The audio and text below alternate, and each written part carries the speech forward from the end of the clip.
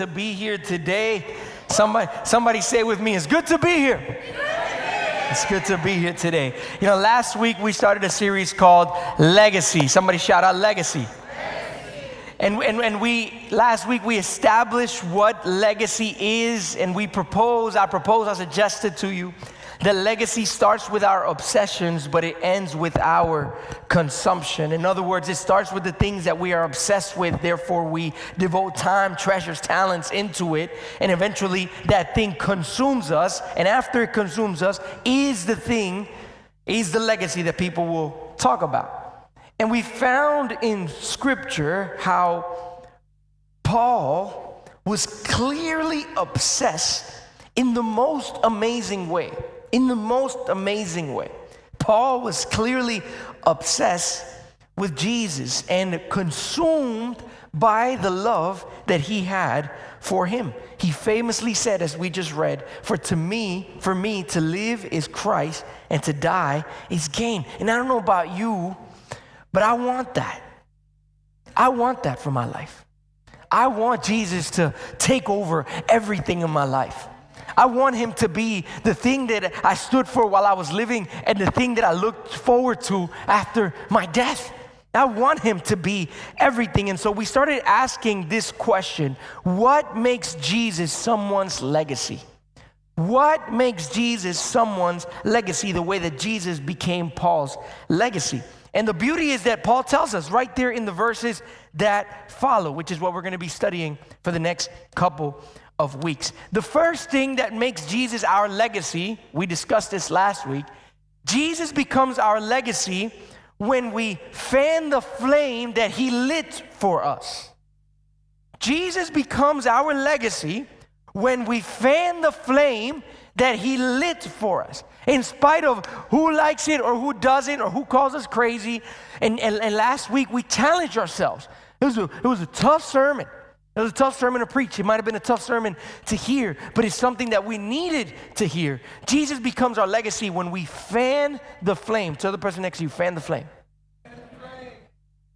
And some people are going to call you crazy for trying to fan that flame. And some people are going to call you religious. And some people are going to let them call you whatever they're going to call you. Look, last week was the first time, maybe the second time in the history of Casa, Viva Church, where I felt extremely sure and convinced that certain people left in the middle of the sermon in all three services.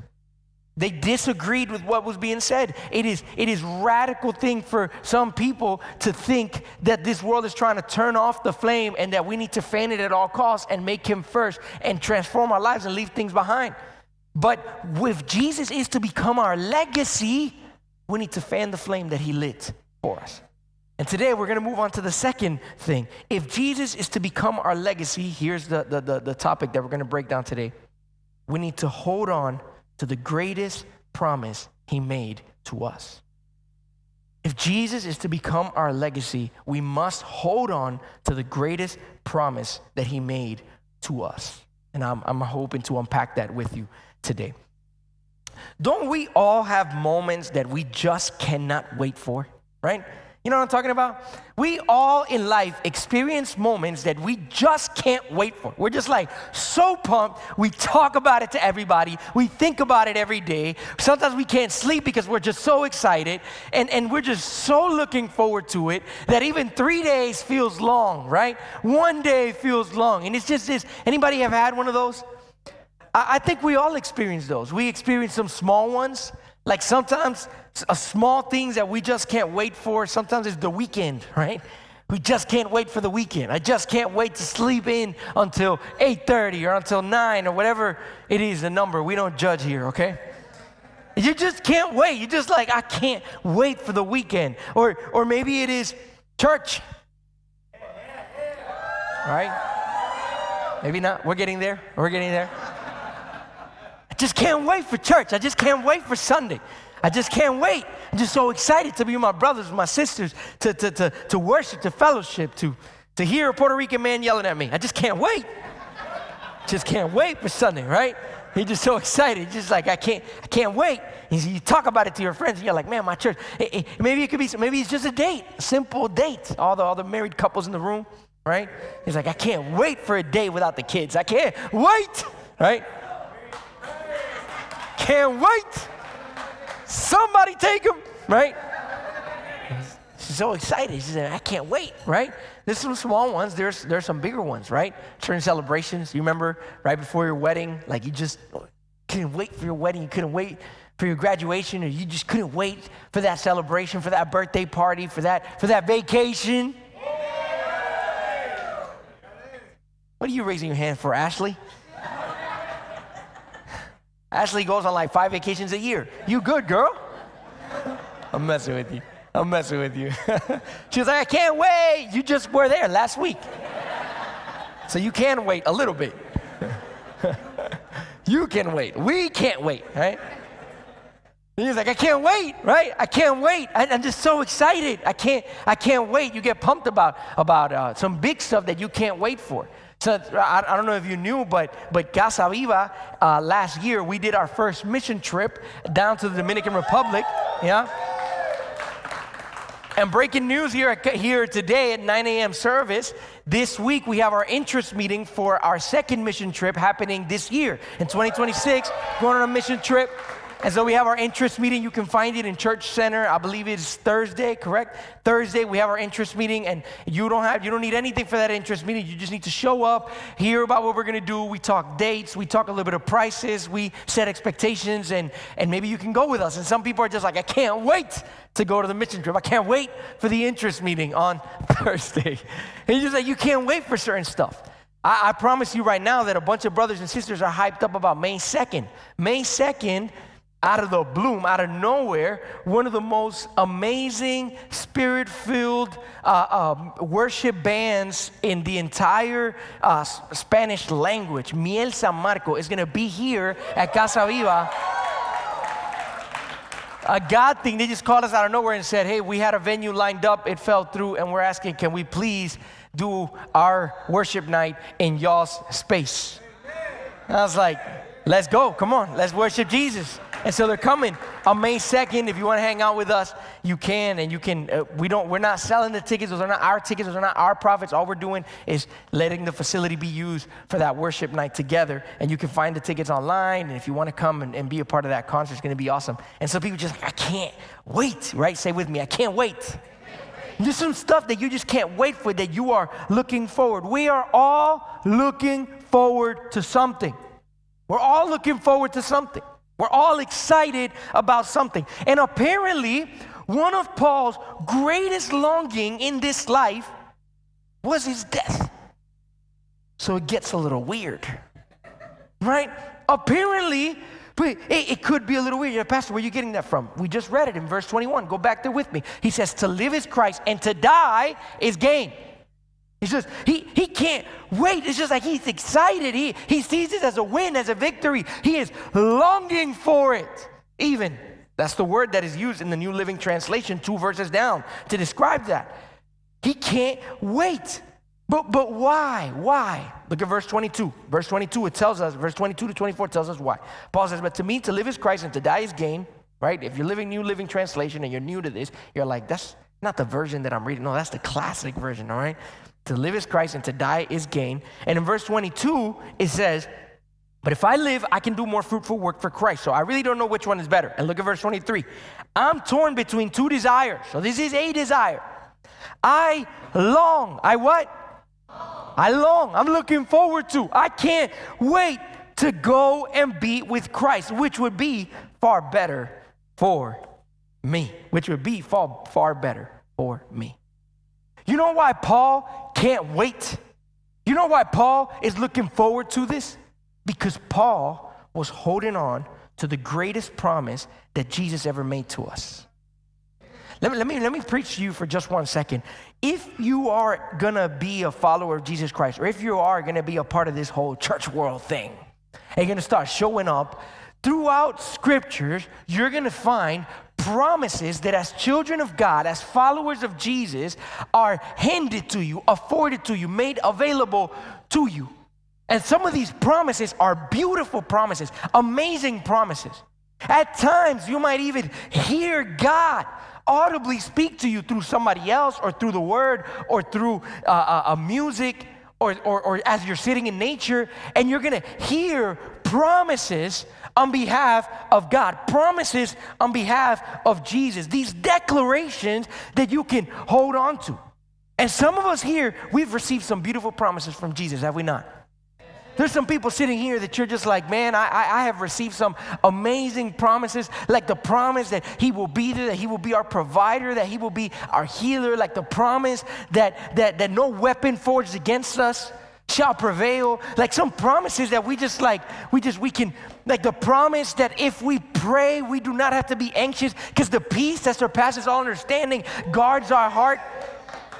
We've received some amazing promises. Some of you have received some audible promises that God's going to move you from where you're at into a new season, that God's going to come through and open up a door that you were not expecting. Some of us have received some amazing, incredible promises. But may we never forget that the greatest promise that Jesus makes to us is not a better car, is not an easier life, is not even some supernatural provision, is not even some supernatural healing. All those are great promises, but the greatest promise that the children of God have received is that we will spend eternity with Him. The greatest promise is that He's coming back. May we never forget. John 3:16, it's the most famous verse in the Bible. It's the first, well, maybe second most famous. I can do all things through Christ might be the most famous. We'll get to that in our study of Philippians this year. But for God so loved the world, He gave His only begotten Son so that those who would believe would not perish, but what? But have everlasting, eternal life. That eternity with Christ is the greatest promise in the arsenal of believers. And how sad that oftentimes we don't act like it. How sad that oftentimes other promises will trump that and will go over that. And I asked myself why, and this is kind of like a side note. This is not even in my notes because I was thinking about that this morning as I was coming. I said to my wife, I wonder why. And maybe part of it is innocently on your behalf. Some of it is not innocent. But sometimes it's innocently on our behalf. We know it is so 100% guaranteed for those believers here. We know it is so guaranteed, like 100%, it will not fail, that we tend to take it for granted. Sometimes when things are guaranteed, we tend to put them in a second plane and focus more on the non-guaranteed ones. But in any other circumstance of life, I was telling my wife, if it's not Christ, and we're not talking about this, in any other thing where we do that, it would be unwise and people around us would call us out of that. If we ever take a guaranteed promise and just because it's guaranteed, we put it in the second level and we focus on non-guaranteed promise, people around us will be like, what are you doing? You are wasting this day. Let me give you a perfect example. Wedding. If you got engaged with the right person, right? And we're not talking about movies because the percentage of people that get engaged and plan a wedding and pay for this wedding, the percentage of people that leave somebody at the altar is really slim, right? Not movies. We're talking about for real. 99.9% of us walk into our wedding feeling that it is guaranteed that we will at least leave this venue married, right? That is at least what's about to happen, because otherwise I did not just pay $45,000, right? Like we're over here. We're like, it's at least guaranteed. And so imagine a bride that's walking into her wedding. And because she feels a guaranteed promise that her groom is going to say yes, the rest of the day in the wedding, rather than enjoying the most ultimate, amazing promise of a wedding, she's over here stressed, focused about the not so guaranteed promise that the photographer is going to do a great job. Unfortunately, we know that sometimes this happens, right? And then here is the groom or the bride, and they're freaking out in their wedding about all of the promises that are not guaranteed. And they're putting all of their attention and their focus and their perspective and their energy into the promises that are not guaranteed because they begin to take for granted the one that is guaranteed. And I wonder if as the bride of Christ, some of us are doing the same thing. I wonder if as the bride of Christ, some of us are taking for granted the fact that he's coming back for us and are more worried about the little things that we want him to do in the meantime. If all those things don't come through in the meantime, it don't matter, because the wedding is still going to be amazing, and he is going to come through, and he is going to pick us up, and we are going to spend eternity with him. We got the greatest promise. And I believe that the reason that Paul was so certain that dying was going to be gain is because Paul was holding on too tightly to the greatest promise that Jesus had already made to us. Listen, I know this will trigger some of us here, but the only way that dying is gain is if Jesus is on the other side. And for those of you that don't know Jesus yet, I know this might trigger you or freak you out, but you came to Casa Viva and we pride ourselves into preaching the whole word and not just parts of the word and just telling what really needs to be said. And so let me tell you something that you might have not heard in any church unless you go to a real one, or you were watching some Billy Graham videos from the 90s and the 80s. Hey, listen to me. Heaven and hell are real places. I'm going to say that again. Heaven and hell are real places. And it's unfortunate that some of us have been going to church for years and we've never heard that, because pastors try to avoid that because people don't like the thought of hell. But heaven and hell are real places. People like to debate what kind of real place. And orthodox, smart people, scholars that have studied the Bible, some might see it as a metaphorical place, which is just where the absence of Jesus is. Some might see it as a literal place, which is an actual place with actual walls, an actual perimeter, and an actual atmosphere. Some are going to want to argue whether it is for a period of time or whether if it's truly for eternity, in the sense that there is gnashing of teeth forever, or if the gnashing of teeth eventually ends, and because he died in a state of gnashing of teeth, then it is forever. People can debate that all they want, and that's not today's sermon.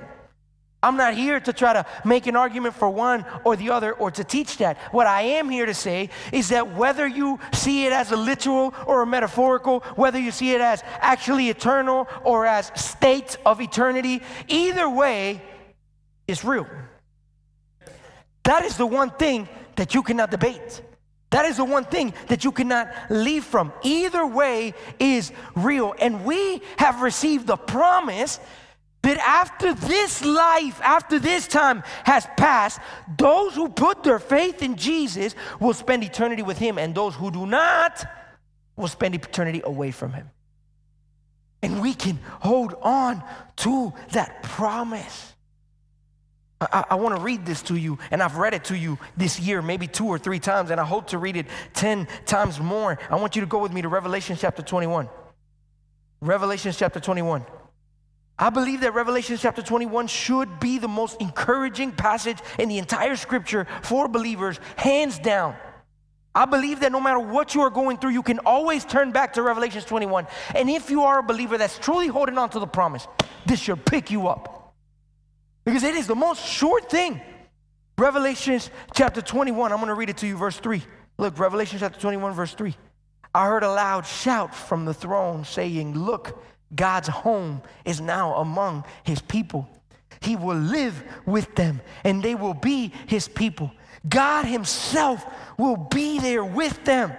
He will wipe every tear from their eyes, and there will be no more death or sorrow or crying or pain. All these things are gone forever.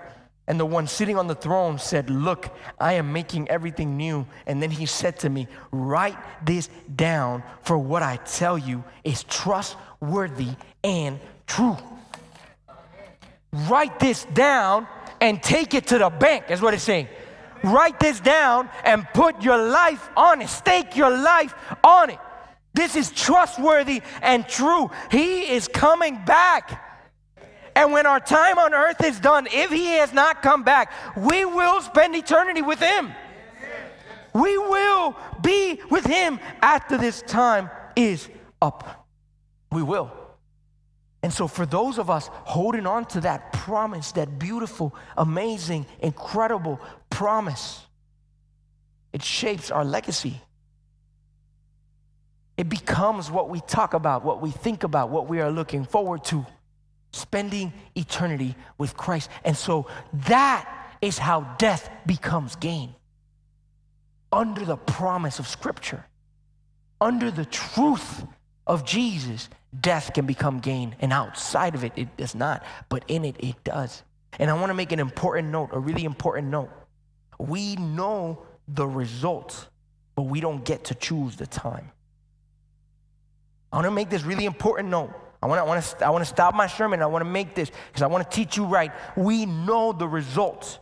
We know that we are going to spend eternity with him after this life is done. But we don't get to choose the time. Neither intellectually or eschatologically. You're like, what is that, Pastor? Those are the people that try to study the end of times and try to predict exactly the day and exactly the time that God wants to come. If you want to study it, that's fine. But you don't get to tell Jesus when he's coming back. And you don't get to tell others when exactly he's coming back because he didn't reveal it to us. He said that no one knows. So we don't get to choose the time, not intellectually, but listen to me, not literally either. I grew up hearing the story, and that's why I make this note, because I care for you as a pastor. I grew up as a pastor's kid hearing a story. I tried to find whether or not there's real data, and apparently there's multiple examples of stories like it. But the story goes that a pastor, a preacher, was teaching about death being gain and about eternity with Christ being so far better that one of the people in the church went home, wrote a note, and shot himself. And in the note, he lets his parents know, don't worry about me. My preacher said that my life is going to be better once I'm dead. And I'm going to be gone forever, and I'm with Jesus. This is how spiritual warfare works, that even when we begin to accept the truth of Jesus, the enemy tries to take it further than it was supposed to be. That's why the path is narrow, because there is a ditch on the right and a ditch on the left. And sometimes we're so caught up with the ditch on the right that we forget that he can push us aside. And listen to me, if you're here, it is true that we get to spend eternity with Jesus, and it is true that that life is going to be better, but we don't get to choose when that is. You don't get to take your life and start and force this timing to begin. You let him do it, and you rest in the fact that it will happen. And if you're here and you're having suicidal thoughts are real. And I want to let you know, you have to fight against those thoughts, and you're not meant to fight those alone. You've come to Casa Viva where the lonely belong.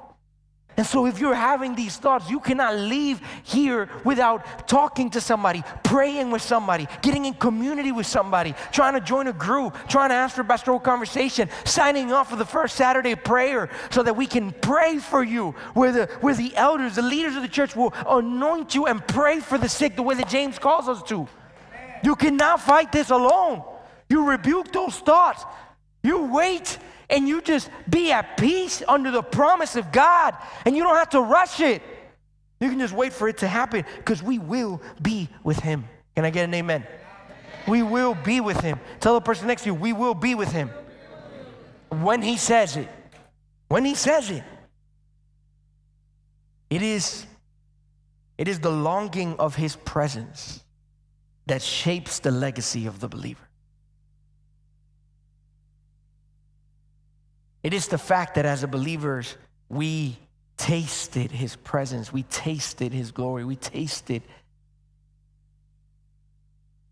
And now we want more and more, and only the real thing will suffice.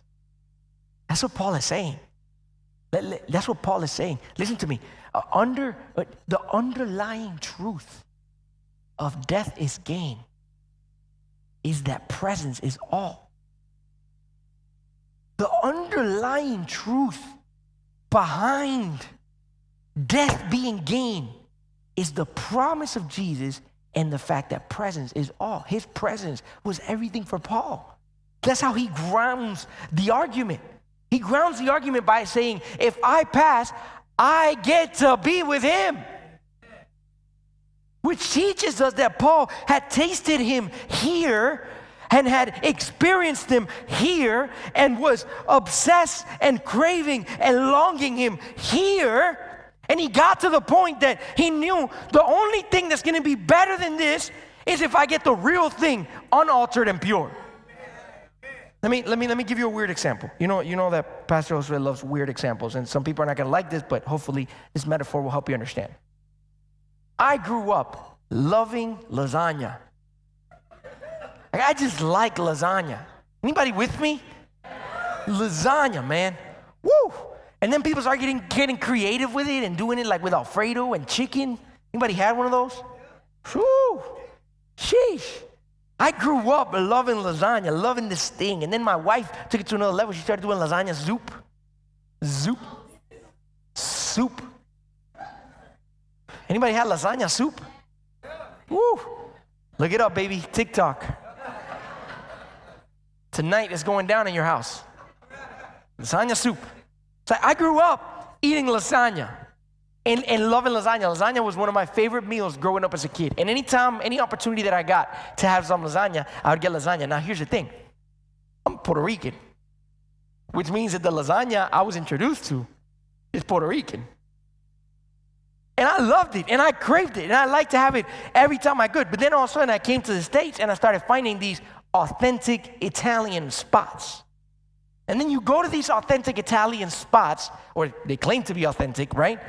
And you ask for lasagna, and you're eating the lasagna from an Italian place, and so it took my experience to another level. I tasted it in Puerto Rico. It was maybe not the most accurate thing, but I tasted it, so I got obsessed with it, and I had more, and eventually I had to up my game, and I started having North Carolina lasagna.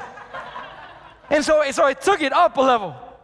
And now I'm tasting it in North Carolina, and I'm loving it, so I'm having it, and I can enjoy it as much as possible, but I had to come to terms with something, that if it was good in Puerto Rico, and it was a little better in North Carolina, dude, I can't wait to go to Italy and have some Italy lasagna, right? We're just like, that's going to be something else. In my mind, I'm just like, I don't know, after that, the return of Christ. I'm just so pumped to get to go to Italy. And in my second year anniversary, I'll speed up the story. In my second year anniversary, through a miraculous way, right, non-expected way, we didn't have any money, but somehow me and my wife, we ended going to Italy. Dude, let me tell you something. I was so convinced that it was going to be the greatest thing in the world that, like, I didn't even care to, like, look it up on Google or find reviews. Literally, we were in our hotel, and we walk out, and the first restaurant I passed by, I walked in. And me and my wife sat down, and the lady goes to bring a menu, and I was like, we don't need it. I know what I want. I said, can I get the lasagna? She was like, absolutely. They had lasagna, and they brought lasagna from Italy. Oh, man, I'm satisfied. Just let you know, like, I'm good for life. Like, I'm good for life. It's the best lasagna I've ever had. It did not disappoint at all. I had the lasagna, and through the window, you could see the Coliseum. Oh, man, just get out of here, dude. This is the greatest lasagna ever. Pastor El Placebo, shut up, okay? It was great. I loved it. And I'm enjoying my lasagna in Italy, and it's amazing. Pastor, where are you going with this? In a weird, small way, some of us in this earth, we got to experience Jesus. And we got to taste Jesus. And then if he won over your heart, you would have known it. And if he hasn't, then that's why this makes no sense to you. But he won over, and then that's all you wanted was Jesus. And then all of a sudden, maybe God moved you into another place, and in that other place, with some maturity and different circumstances, you encountered him even deeper. And so then you're like, you wanted him more and more and more and more and more. But you will get to the point where you know in your heart, if it's this good here in North Carolina, if it's this good here in Puerto Rico, man, I can't wait until I get the real unaltered thing right there, face to face. I just can't wait. Paul, longing for the pure, unaltered presence in heaven, was born from the constant, intimate presence on earth. Listen to me. I'm going to repeat that one more time so you can write it down and you don't forget it. Paul longing for the pure, unaltered, uninterrupted, unmediated presence in heaven was born from the constant pursuit of intimacy, the presence on earth.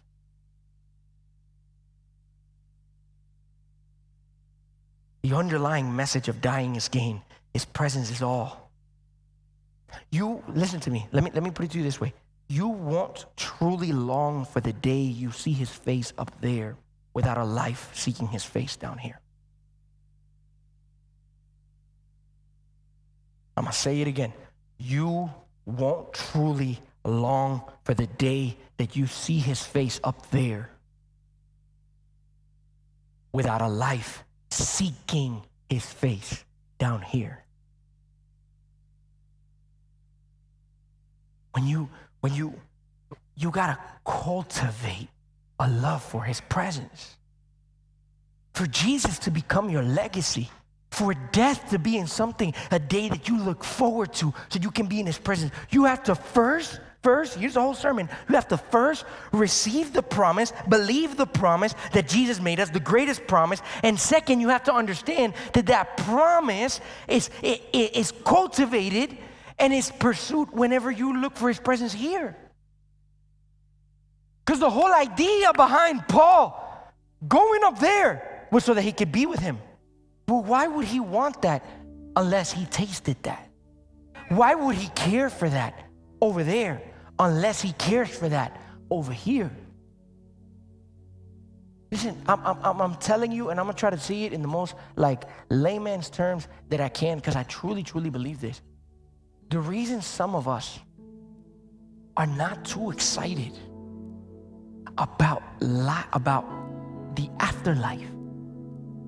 I'm preaching to you. The reason some of you are not so excited about the afterlife and being with Jesus over there is because you barely spend any time with him over here. But when you start spending time with him here, when you start getting to know him here, when you start tasting him here, when you start seeing him here every single day, you get to the point that all of a sudden if you see how good it is here, and you're like, how much better is it going to be there? And you see how it becomes your treasure here. You see how it becomes your everything here. And so you're like, it's going to be my everything there. You see how it's the thing that wakes you up in the morning and puts a smile on your face. It's the thing that, like, no matter how bad things are outside and no matter how stormy things are outside, you have the peace inside. It's why? It's because his presence. It's because the intimacy that I have with him. It's because he became my safe place. It's because he became the one that holds me together. It's because he became the one that guides me and teaches me. It's because he became the one that speaks life into me. And whenever his presence becomes everything for me here, whenever he becomes everything for me here, then all of a sudden I start longing for the day, looking forward for the day, talking about the day, thinking about the day. I get the whole thing and the real thing, unaltered thing. But why would I ever care to have it there if I barely seek it or look for it here? If you want Jesus to become your legacy, you have to hold on to the promise that he made over all. That promise of his presence, that obsession with his presence, that longing for his presence has to become your everything here so that it becomes your everything there. Let that be our legacy. I say, let that be our legacy. Let us be remembered as people that love this presence so much, we just couldn't wait to be up there. Let us be remembered as people that love his presence so much. I want to be remembered as a man of presence. I want to be remembered as a dad that was longing for his presence, that was setting time aside so that he can have his presence. Somebody that was so in love with his presence here that he wasn't ashamed to tell his kids and his sons, I can't wait to be up there. That he wasn't ashamed or afraid of asking for the return of Christ during worship. Because he's my greatest promise. It's better than the promise of a new car for me. It's better than the promise of a bigger building. It's better than the promise of fame. It's better than it's better than any of those things. It's better than a better house. It's better than a better job. It's better than a better ministry. It's better than a better church. It's better than a better city. God, you are my everything. God, you are my everything. God, you are my everything. If the highest place I reach is at your feet, then I've done it all. If the best thing that I've seen is your glory, then I've seen it all. Your love has changed my life, forever satisfied. God, you are my everything. He becomes our everything. His presence over everything. Let that be our legacy. Let that be your legacy. The best thing you can leave your kids, and the best thing that your kids can talk about, is not that you left them with a better house. It's not that you left them with a better car. It's that you left them with a hunger. I want to pass my hunger to my kids. I want to pass my thirst to my kids. I want them to look and say, now that they're little, I want them to look and say, man, Dad really didn't care about anything more than he cared about the presence of God. Dad truly thought that heaven was better, and he was willing to wait his time. But if all they see is that Dad never spends any time with him here, if all they see is that Dad doesn't care about being over there, if all they see is that Dad gets a little scared every time we talk about heaven and hell, and Dad gets a little worried and a little angsty, and Mom gets a little concerned, and Mom just, that's a topic that we don't talk about. That's a topic for adults. No, that's a topic for everybody. My kid is 4 years old. And in almost every prayer, my kid says, God, take us to the golden world. Why? Because I'm already telling him, no matter what you accomplish here, no matter what you get here, no matter where you go here, God, you are my everything. You're better. You're better. You're better. You're better than anything. You're better than better. Let that be our legacy. Cultivate a life longing for His presence. Cultivate a life seeking for His presence. Cultivate a life waiting for the day that you get to see Him face to face. But in order for you to be excited about the day you get to see Him face to face, you need to every day get excited about seeking His face in the morning, in the evening, when things are going good, when things are going bad. When you see when you don't see His hand, but you see His heart. When you're not hearing much, but you heard Him once. And all those things become the number one thing in your life. I'm going to invite you to close your eyes and bow your head right there. And I want to give you a moment. Nobody's going to sing. We're going to keep playing the music. I just want to give you a moment for you to utter your words. A moment for you to reprioritize, for you to prioritize again. What's the most important thing for you? What are you longing for? Maybe the concerns of life got you all twisted. Maybe lately you put more hope in His earthly promises than you do in His heavenly promise. And this is your opportunity right there where you are to realign your heart. Tell your soul, tell your heart what matters most. Don't let it tell you. Don't let worries tell you. Don't let fear tell you. You tell it. God is my everything. His presence is my everything. Mornings with Him are the best mornings. Nights with Him are the best nights. Lunch with Him is the best lunch. Vacation with Him is the best vacation. Everything. Church, put your heart back where it needs to be, because that's the problem. Lately, you've been more worried about other stuff. Lately, you've been longing more for other stuff. And this is the moment that you go back to that foundational